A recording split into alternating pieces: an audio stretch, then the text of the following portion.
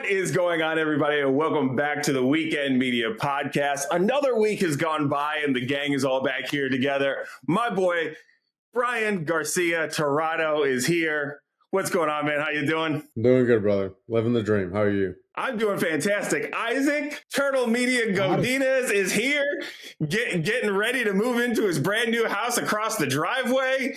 Dude, Thank you for taking the time out of your busy schedule to stop by and say what's up. Appreciate you. No problem. Oh, and we can't forget about the man himself, Yes-Way Jose, who has been killing it lately with your social media, dude. I've been watching what you're doing, not only just with RTR, but with, McCombs West in general. Good job, man. Keep killing it. Appreciate it.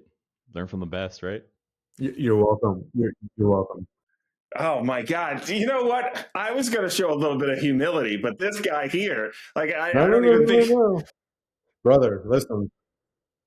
Look, yeah, in Texas, listen, we're getting snow. It's cold outside, but there's always a 0 chance of humility. You know what? I got to say this. From these two. Hey, listen here, rich boy. Just because you can afford to buy humility doesn't mean that you got it. All right, here's the thing. I have been whining like a little baby because of the cold. Now, for any of you that are listening that aren't in Texas, you're probably thinking to yourself, oh my God, what is it? It's in the negatives? No, it is not. See, I grew up in Northern Illinois, and I know what it's like to really be around the cold weather. And man, Luis is even giving me crap because it got down to 43 one night, and I was like, I'm freezing. I got my winter jacket on, walking around the house. I'm stuffing like towels by the base of the door, and then it dipped down into like 32. And right before I went to bed, I woke up. It's 29. It is a cold front going around here, and I do not like it. Negative. I was actually up in Dallas in the snow, and I posted a story on Instagram of me like driving through. And people were like, where the hell are you? I said, Dallas. And they're like, okay, good. Because they know I live south.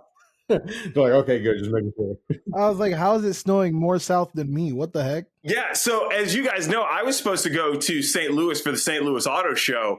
And that ended up getting canceled. The dealer didn't want to bring his car out in all the snow. I know flights were delayed. Ben was delayed by a day. Vaughn was delayed by a few hours. So originally it was just Luke Fink who came out to drift with us. He was the only one there. At first, we're all like, okay, is he going to be able to, handle the whole show by himself, or the guy's going to be able to make it in? Because I didn't make it in.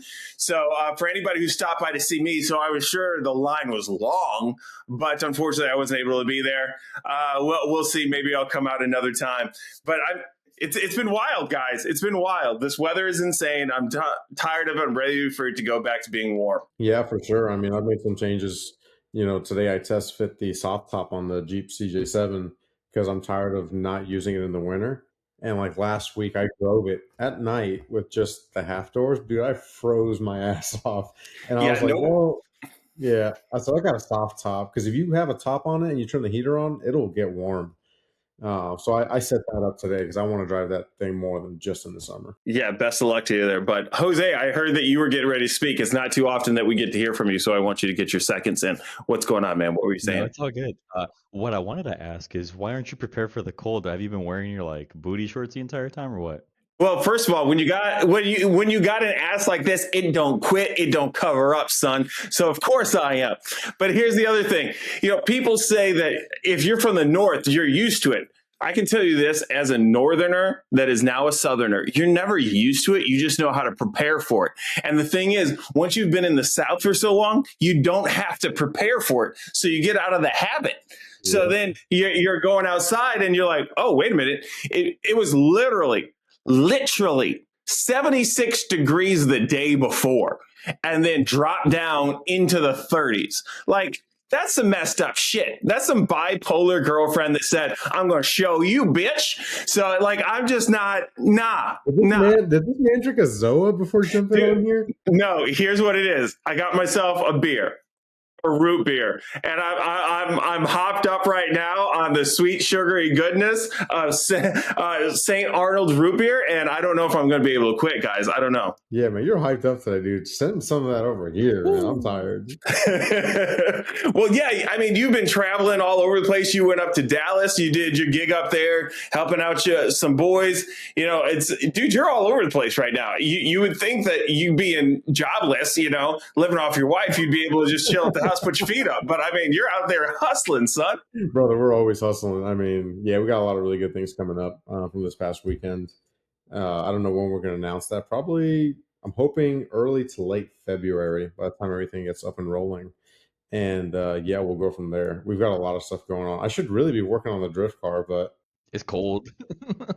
Yeah, I mean, hey, speaking of lazy people that aren't working on their drift car, Isaac, how's yours going? he picked up on my cues. Get the attention away from me. Yeah. Isaac isn't even here anymore. For us, it looks like his screen is frozen. He probably just took like a picture of himself and taped it up in front of his camera, and he's been gone for like 5 minutes now. There we go. Hi, I'm back. Isaac, are you there? Sorry, my Wi-Fi just decided to crash. Isaac rebooted all of a sudden, like mid-sentence. And he's like, and then I pulled it out, and I was like, hopefully it was in time. No, my Wi-Fi just decided to crash for some reason, so that works. What were you saying? Lazy people that something about drift car. I was asking how the drift car is going. I was wondering, you know, Brian hasn't really had time to work on his because he's been busy. I know that you don't really do anything, so I was just kind of wondering, how's your drift car going? Well, you know what? I actually did something. I got the tuner set up because I haven't been able to get that set up, and I finally was able to get that set up. So I at least did something. Damn, bro. That's been your like number one thing for the last 5 years. Trying to get my tuner set up. Trying to get the tuner set up. Bro, tell them about the roll cage. Yeah. Oh, yes. I did get my roll cage ordered. It has not. I have not gotten any updates on it. So that's awesome. Okay, let me spoon feed you here. Where's it from? I got it from Cage Kits. So I got a Cage Kits roll cage coming in. It's a full FD spec for a gutted car. So I also got to gut the car. Okay. Well, see, this means that gutted before. No, he had full interior. You've been in that car. What? Welcome to the party. Yeah, I had a roll bar in it, which is now in Brian's car. No, everything before that. It's been a while, all right? It's been like a month and a half, dude. Short-term memory. Jose gets in, sits down in the nice leather seat that sits over there on the passenger side, tuning in the radio and all that stuff. And he's like, wait a minute, that's now a gutted car? Let me welcome you to the world of racing, son. Yeah, so after the Dreamers of Drift event in February, I'm gutting the car. Okay. Because, I mean, we got to get you ready for competition, son. You can't roll up to the line to do a tandem and be like, I got my tuner here. Well, so that's something that's been kind of stressing me because I also did something with this company. Well, this guy from a company called Featherlight. I finally talked somebody into making fiberglass quarter panels for my S197. Okay. So for those of you guys that don't know about any of that, no one makes them. I've looked throughout all of the internet. No one makes the fiberglass quarter panels for 11 through 14 Ford Mustang, 2010 through 14 Mustang. No one makes the quarter panels for them. What the fuck is that? Is somebody's dog scratching itself? That's my dog over there. Okay. Okay. You know what? Sometimes his balls get a little itchy. Hey, Dallas, I apologize that the boys are ruining your game. No, don't cry. It's okay. Isaac sits there and he licks his balls all podcast long and nobody calls him out. My dog tries it just once. Jesus Christ. Sorry. You were talking about fiberglass thingamajiggers. Yeah, so the quarter panels for the S197. That's what I said. I finally got somebody from a company to get them made. So he said he's going to be working on the molds next week. So we should have products within the next 2 weeks.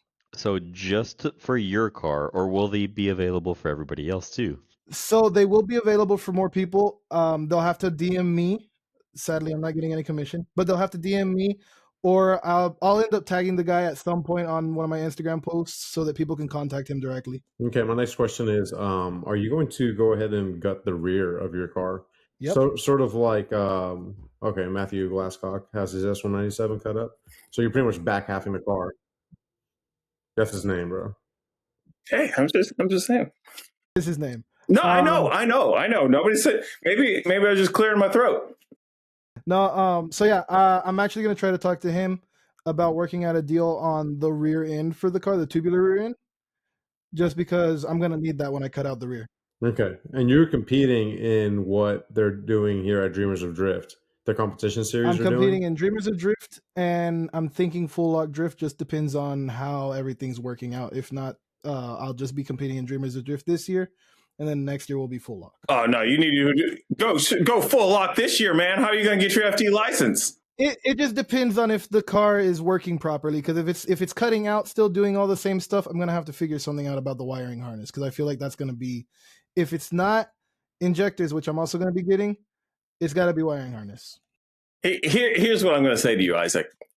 We roll up to an event, and you get ready to drift, and that car isn't working. You know what we do? We throw you in your RTR and we send you out there, bro. That's how this works. I need to get an angle kit and an e-brake. No, forget it. You know, sometimes it just comes down to you just got to send it, bro. Okay. And if that's what it is, Jesus Christ. I will tell you this. Anybody listening here on Spotify can't tell, but I'm going to show the folks on YouTube. My watch just let me know that I hit my step goal. So that'll let you know how jazzed I am today to be doing this podcast, that my watch thinks I've been doing laps. Yeah, maybe that wasn't your dog looking at some nuts. That was your hand beating it underneath the desk. But hey, Isaac, check this out. Full Lock Drift just posted the schedule. Formula Drift Pro-Am Jam 2025 schedule. Ground Zero, May 17, 18. Super Showdown, 28, 29. Grand Finale, August 23, 24. I completely forgot to put that into my schedule on Instagram. So I'm going to have to go through and edit that. Well, you need to get your car ready, first of all, before you put anything on Instagram. And no, then yeah, I'm going you need to to, get like I said, once February's done, once that event's done, I got to show up to that one with the car working and fully built because I am the flyer car. But once that event's done, I'm going to get straight into it, gutting the car, probably not cutting out the rear until I get the new quarters. Do you still have your interior inside that, like any of it? I have the carpet and the dash. I did put the plastics back in for the harness bar, but that's going to come out as soon as I get the roll cage. And I'm telling you, man, just start ripping stuff out now. Here's what you do. You take a knife to that carpet like you're a pissed off girlfriend and it's an F-150. That way you know for sure you're not going to back out because you can't put that shit back in. You know, that's how you show dedication. And you'll find out all the stains you've put. Find out all the stains he'll put, Jose. The what? You'll find all the stains you put on there, like on the carpet. Jose goes from not saying too much during any of these podcasts to, hey, did you guys know that Isaac jacks off in his car before every run? Like, Jesus Christ, dude. It's either 0 or nothing. Why are you exposing, Jose? Why are you exposing? From the sounds of it, you're the one, Jose. You're the one exposing there, Turtle. You gotta put the little turtle head back in his box. All right, Jesus Christ. Oh man. No, I have already cut the carpet because the harness bar, I needed to cut some carpet out. Brother, rip that shit out. You know me. Jordan was giving me hell. He's like, "What are you doing?" I said, "Trust me." I said, "I'm building a Pro-Am car." I was that guy. Okay, I want to take a second. You guys know me. I just joke. I don't really like to give people shit. It's not my thing, you know? But if I had to for a second, Turtle. Yes. Mr. Netflix here has a more gutted vehicle than you. And he started, like, what, 2 events ago? I mean, you need to get on this, bro. You need to get on this. I showed up with a Pro-Am drift car to my first event. I'm going to tell you one thing right now. You tell me that one thing. I cannot figure out how to get the damn dash out of my car. What? I can't get the dash out of my car. I don't know how. I don't know what bolts are to get. No, you just start taking pieces off. All those bolts are hidden behind something else. You got to take out the trim piece that goes across, and there's bolts behind there. You got to take the glove box out. There's bolts up in behind there. There's bolts everywhere to get that dash out. This man's acting like I'm like I just inherently was born knowing how to take out a 2006 Mustang Dash. Bro, I figured it out. He knows you're Puerto Rican. You've probably stolen half of that stuff in your life, so you know how to gut a car, okay? Before it was Tirado Racing, it was Tirado's Chop Shop. Yeah. Oh, hey, check it out. At the last drift event, well, I was talking to some guys, and they're like, "What do you drive?" And I said, "The Mustang with the fire all over it." And they're like, "Oh, Tirado Racing." And I'm like, no, there's no R. I'm not a drug dealer. It's Tirado. They were a bunch of Mexicans. Like, "Oh, Tirado." And I'm like, no. So yeah, I'm in. I'm cool. So, we're having fun sitting here riffing, but I feel like we kind of need to get into a topic only for the simple fact that I need to have a title for this podcast when it goes live. Otherwise, we could keep rolling on this.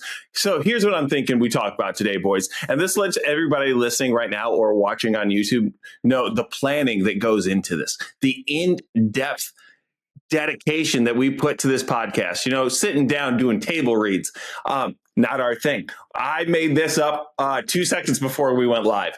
So here's the thing that we're going to talk about today, boys. I was out in the garage earlier trying to help my son with his car. We all know what it's like as a teenager trying to work with your parent over your shoulder telling you what to do. But I remember the days where I used to work on cars with my brother. Brian, you work on vehicles right now with your dad. You have a blast. I worked on the Mustang with my daughter. So you see a lot of these builds getting done right now, but you don't see too many builds that take a long time to do. You don't see the long restorations happening as much anymore. But one thing I will say is I think that's all comes down to social media, because it's hard to really grab people's attention with a long multi-year build that stretches out. You've been able to do it with some of your builds, but I would even say on those, they've been an accelerated build. And the thing is, you're dealing with I'll say, quote unquote, older truck. But when you see a lot of the classic vehicles, that's stuff that people take meticulous time to do.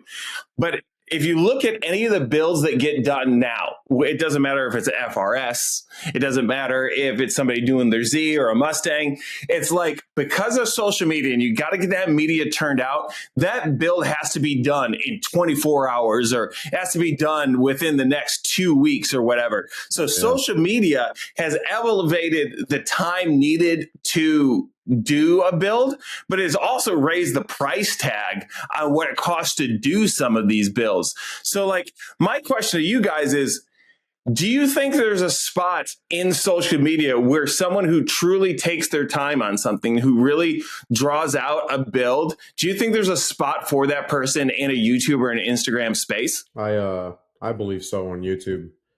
And like you said, the truck, the Ram Charger, we're on what, year 5? And that's just the reality. We're on year 5 and it's now getting traction. But the people who saw the first video, and my Ram Charger videos come out months apart because it takes us that long, right? Because we're not just installing fender flares. We're not just installing a blow-off valve. We pulled the engine, transmission, and transfer case out of this thing at once and rebuilt the engine, rebuilt the transfer case, rebuilt the transmission with a shift kit. Like, those things take so long, you know what I mean? But the people who want to see that have stuck around.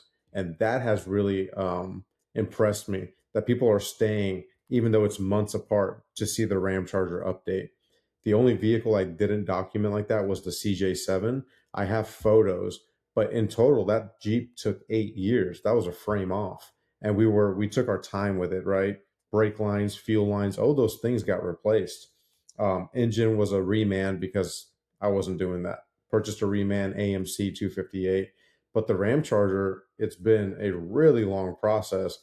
But I'll tell you right now, I'm getting more traction on YouTube for the Ram Charger than I am drifting. Yeah. So I know that with the stuff that I've done in the past, with the F-150. So the F-150 ended up, that became a project that could not be finished due to extensive rust. We did take the cab and the bed off of the frame. And that's where we discovered a lot more stuff. But I still have people going through and watching those. So I do agree with you. I think there's a space for it on YouTube, but it's for that person that is following along and doing that same kind of stuff or is interested in trying to do that one day. And then you're showing them the step-by-step process. You're showing them that this isn't easy. This isn't something that you can rush. Whereas with the Corolla, you know, I'm sitting here, okay, I'm going to do springs this week. I'm going to do this next week. But people expect that to be faster. I mean, you're looking at people who are hopping on there and doing their GR Corolla builds in 3 weeks, you know, and that for some people takes too long. You know, Isaac, I know that you're not incredibly active on YouTube, but for your drift build, the process that this has gone through, do you feel that people are able to follow along and stick with that on Instagram? Or do you think that what keeps people around is the drifting and then you just sprinkle in some of your updates? Yeah, so I think it's that last one. It's a little bit of both. Like it's more of the drifting that brings their attention, but people do like the updates. Like every time I make a livery or I do something livery based or design based, or like when I put the wide body with the new bumper on, like I had a lot of people like excited to see it. Like I had some of my buddies who also drift S197s.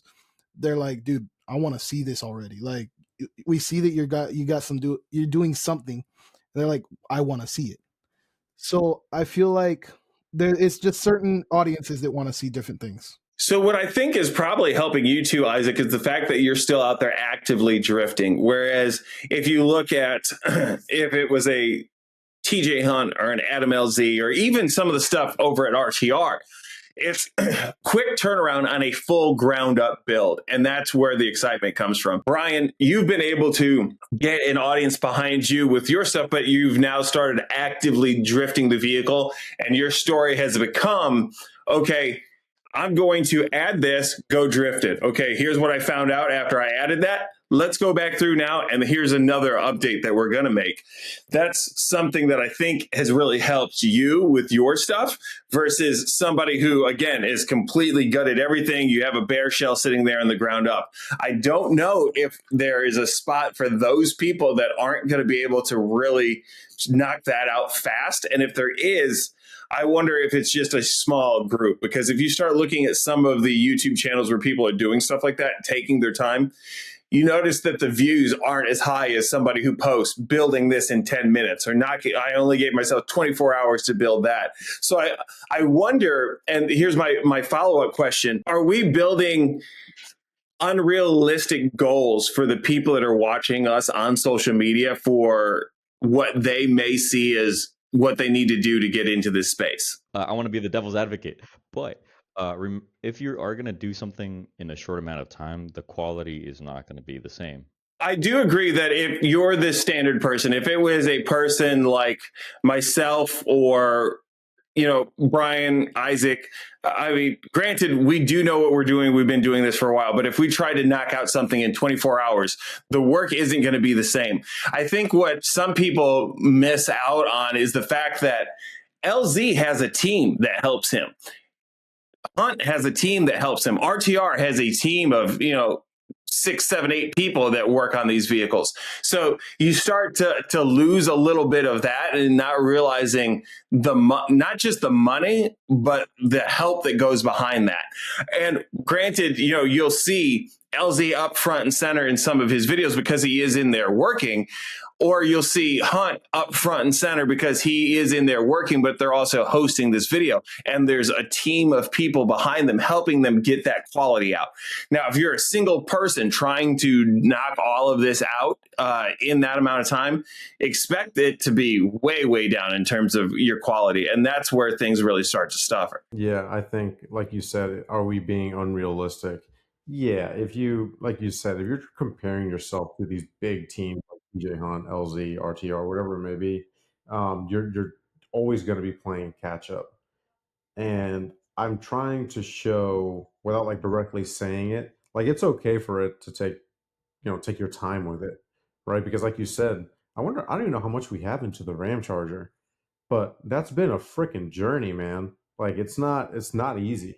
And if you try to rush it to get the views, I even question, Are you doing it for views, or are you doing it because you're passionate about it, right? Now, I will say this. If you look at my RTR Spec 5 10th anniversary, I built that vehicle myself because I have the luxury of working for RTR and being able to do this. But a lot of that stuff got built here in Texas. And I will say that that car right now, it's getting a repaint, so there, you could still add time to that. That's got over 60 hours worth of work in that vehicle to build that car. So, I mean, that's the type of, and that's not me sitting there working every single day on this like the team did when they built the other 9. You know what I'm saying? So you got to look at the time that goes into all of this as well. And there, Tirado, you might have actually sent me this. I can't remember, but it's a triangle of what do you want out of your build? Cheap, fast, and reliable. It can't be cheap and fast and be reliable. Yeah. Yep, exactly. So, and I mean, that's exactly how it is, unless you have a lot of hands on deck doing that.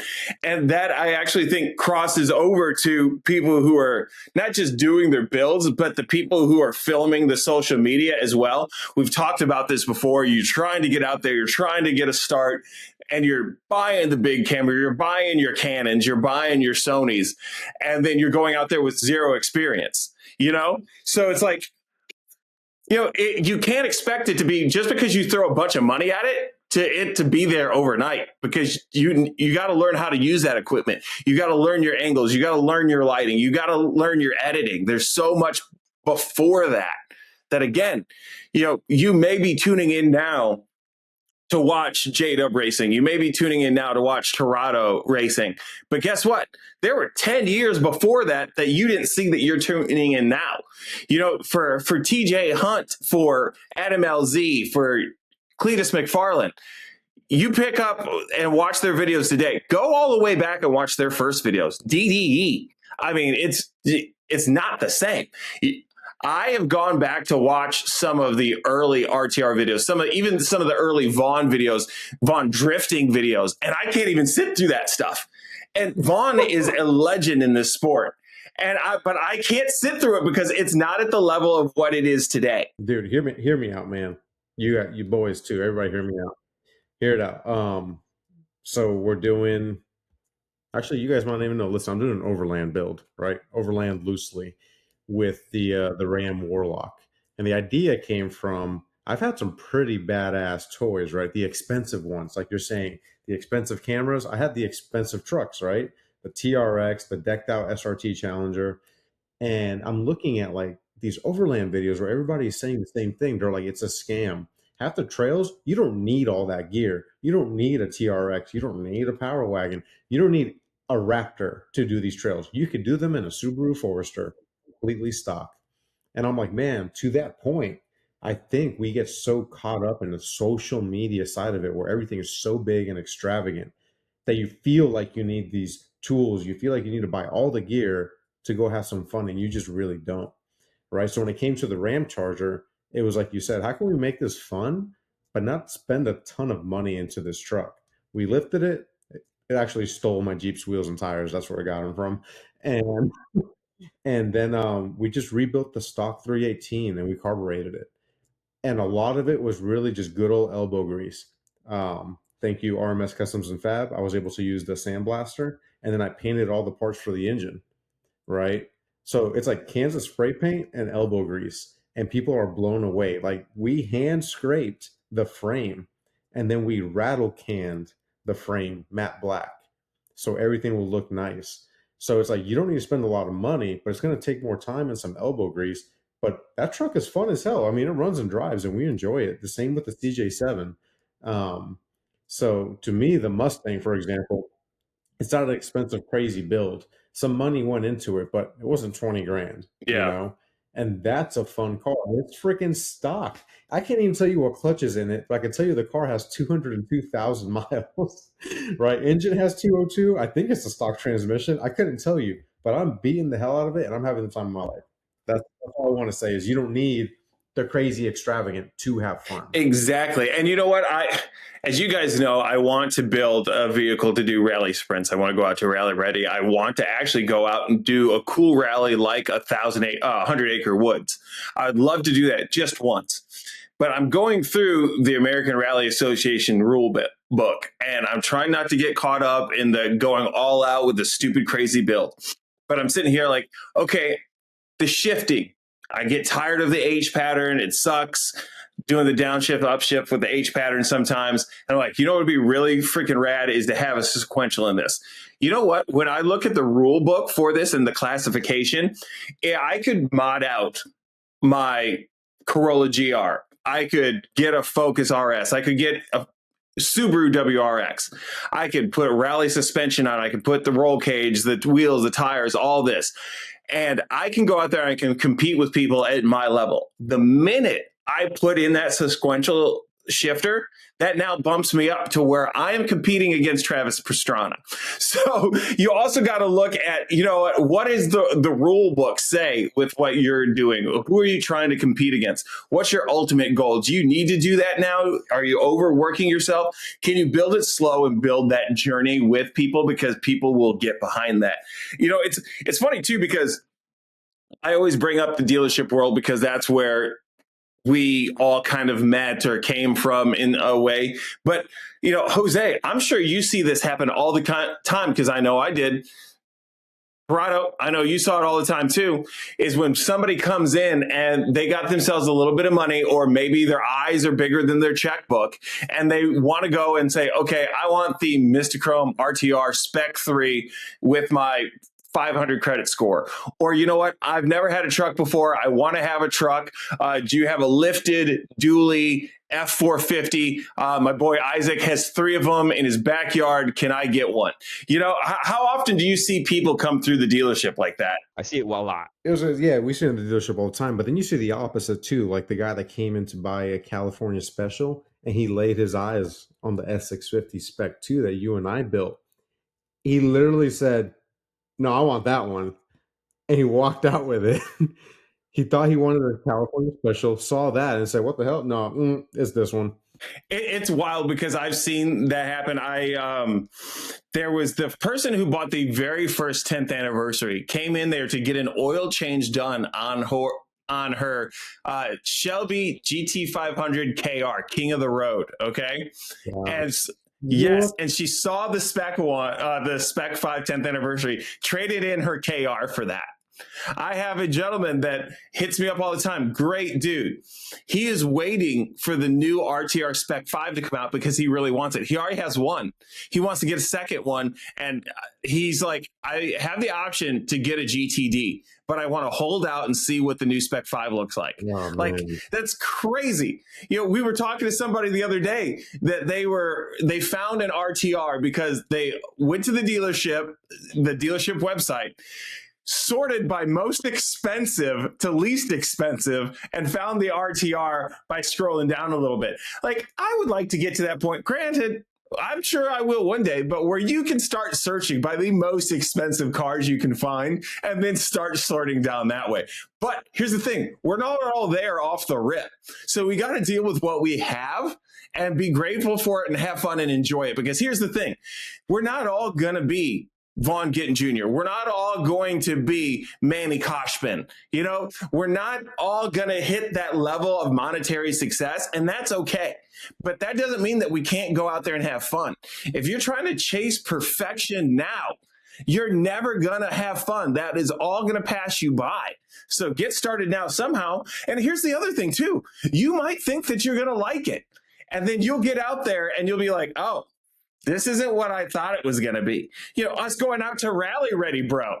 You know, you got in that rally car. You had fun, but you're like, yeah, this ain't for me. I got in that car. I was like, oh, yeah, shit, this is what I'm doing. You know, so go out there and experience it. Dude, and not to mention, like, okay, so we spoke about expensive cars, right? Today, a little friend of ours named Jose sent us a C5 Corvette slammed to the ground, stand side, and we all said, damn. No. What's the last time you thought of a C5 Corvette? They're affordable. Yeah. C5? Yes. You know what I mean? Like, so Jose, I'm voting for you to get that C5 Corvette. I didn't send this to you guys, but I want to do a slammed Pontiac Trans Am, like a WS6 with T-tops and the ram air hood. I saw one on work wheels, dude. It was all stanced out. Like Jose would be all over it. But I saw that and I was like, bro, those cars they're not that expensive either. They're really clean. Well, they're really clean. They are. Let me back up. Yeah, come on, Jose. You know you want to. It's not like you got a whole lot of responsibilities. If your girl really loves you, she's gonna understand. She won't leave you. You know, your kid's gonna think you're the coolest dad in the world. I mean, it's not all about clout, but at the end of the day, it's kind of about clout. I don't know. You're never gonna be an influencer if you keep going this slow. That's all I'm gonna say. You know, look at Isaac. Look at Isaac. He decided he wanted to drift. What do? He went and bought 4 cars. He's like, all right, I'm going to start here and I'll have the other 3 in the backyard. You know, that's just kind of how Isaac did it. Garcia Tirado here, poor guy, Netflix money. This dude has money coming out his butthole from the royalties he gets from Netflix. Could be false, could be false. I'm not going to say neither here nor there. You guys are going to have to find out in like 6 weeks when he finally tells the story of how he got on Netflix that he keeps dodging. But you know what? Here's the thing. He started off slow-ish, okay? And now he's building his way up. Myself, I am a humble individual that I just kind of go out there and I just get by with what I can, okay? You know, it's how you got to do it. But Jose, Corvette, you know, but here's what I'm going to tell here's what I'm going to tell the people listening to this and watching on YouTube right now. If you guys can get this video to, let's say, 10,000 likes, he's going to get a Corvette. And if you guys get it to at least 10,000 likes, and let's do 200 streams on Spotify, we got to make it doable. And this man is going to get himself a Corvette. All right, we put you on the spot. You don't want to be a liar. I mean, I'll do it, but gotta be ballers, though. Dude, you got to do it. That's hot. Stance, bro? Bro, let me show you all this daggum Trans Am, brother.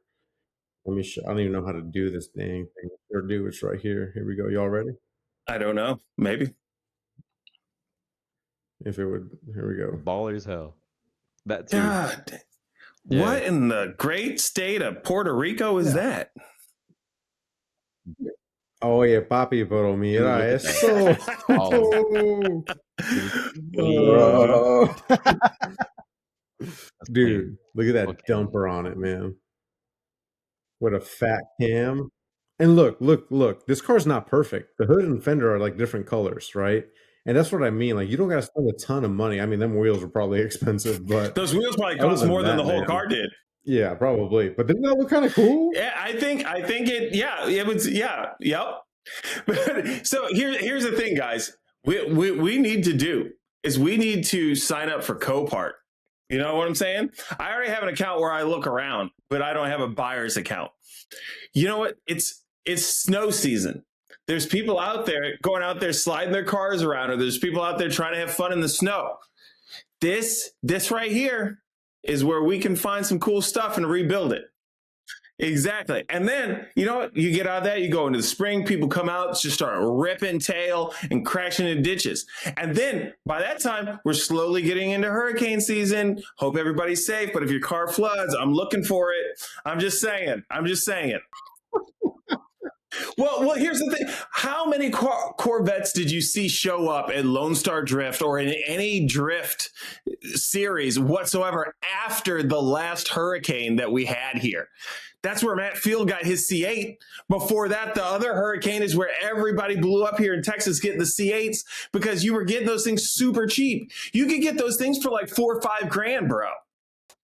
Yeah, Like, come on. C5s and C6s since the new C8 came out have gone really down in price. All right, dude, I got one better for you. Hey, Jose, you got a kid, right? Yeah, I do. Bro, have you heard of a Pontiac Grand Prix? I have not. I heard of a G8 though. Time out. Have you heard of the GTP? I don't have 3.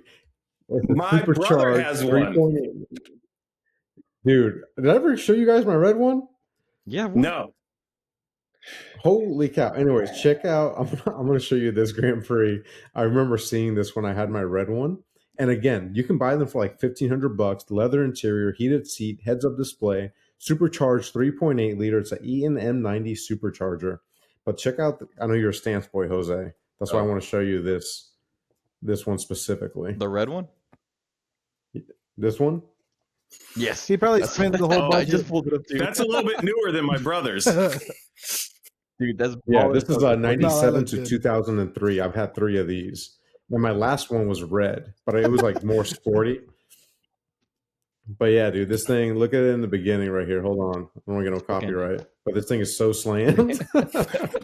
I was so surprised to find out that Jose was a Stancy boy. Like I was did not too. see this coming. Like to me, like you are so passionate about stance. I would figure that your girl would be bow-legged, but she's not. But it's just I get it. Everybody has their own style. You know, I like the older imports, and I like the Mustangs. You know what, Mr. Netflix here, you like that old Mopar. Isaac, you like the in my Pontiacs. yeah, and your Pontiacs. Isaac, I'm not really sure what you like. We're pretty sure it's boys. And then like Jose with the stancies. Like, dude, come on. Okay, Isaac, let's back it up. I know I've asked you this question before, and I think putting you on a mic and having you talk is just basically asking for an abortion of this podcast. But hey, what's your favorite kind of car? What is your it car? Like, what's your style? Okay, so I'm gonna stick to the thing that's like very obvious for me is Mustang. Okay. When I was 5, I grew up seeing all the 2005 through 09 Mustangs. Like, I just fell in love. And then my ultimate dream Mustang is a 1969, I think it is, Boss 302. Awesome. Cool. Thank you for Like, that's telling my us. ultimate dream Mustang. I like that. I like that. And I appreciate you going back to your childhood as if anybody here cares about your life story. No, I'm joking. I'm joking. That was horrible. Jose sent me that joke. He's been writing jokes for me lately. And so that's why he's so quiet, is he's waiting for me to read his jokes. No, wait. Just imagine that. That's not an SVT. Man, it's I don't give a fuck.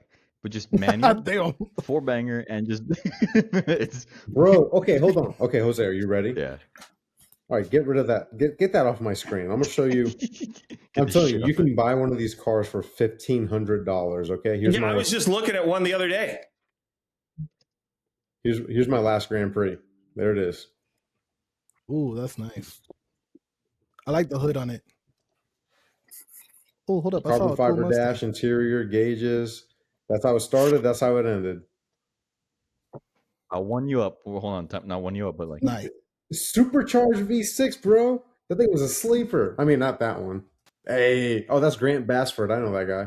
yo, that's sexy, dog. That's a nice car. My brother's got a G8. He built that car when they first came out, dude.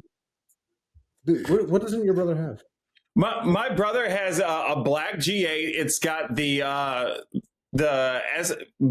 CTSV brakes on there. I mean, the thing sounds mean. My Mustang will cook him, but that thing sounds awesome. It looks good. It rides nice. It was one of his dream cars. He's got it. It's fantastic. Yeah, that's awesome. All that to say, there's some really great cars out there where, again, if there's a builder series, they're affordable. You don't have to go for the TJ Hunt rebuilding 911 Porsche GT3 RSs. You can get some really great cars out there for a great price and have fun. Whether you want to have fun scraping over pebbles or you actually want to use them for their intended purpose. Yeah, exactly. If you want to be able to drive your car places, or if you just want to sit in the driveway and look at it. My daughter had a boyfriend that had a stance BMW. And it was so funny. We went downtown one day for a car show or car meet. And when we were leaving, he got stuck on a speed bump. Like literally could not get off of it. We were lifting the car, bouncing it. He had to get somebody to tow him off of it. Like no joke. But hey, stance it out, not boys. Not a good looking from the dad. Oh man. Hey, you know what? We're getting here close to the end. I want to thank you guys for joining me again. I know this has been kind of a riffing off the cuff kind of podcast, but I've loved it. This has been a lot of fun. We've had some laughs. We've had some jokes. Make sure that you guys are following us on YouTube. If you're listening to us on Spotify, if you're watching us on YouTube, listen to us on Spotify. We're on the go with you. You know what? This kind of fun banter Have this in your car with you. You're probably lonely anyway. You don't have any friends. Now you have us. Ride with us. We'll tell you the stories. We'll go on road trips together. Just press play. That's all you got to do. And then get us to 10,000 likes. Yeah, and get us to 10,000 likes so this boy can get a Corvette. The other thing, too, is we're on Instagram. Follow us on Instagram. We're going to be posting more regularly on there. And you know what? If you guys want to see some cool content around Mopars, around the automotive industry in general, go check out Tirado Racing on Instagram. Go watch him on YouTube. He's doing all kinds of cool stuff with sick whips. He's doing cool stuff with his builds there, with his drifting. He's doing all right. He's getting there. He's going to be a pro one day.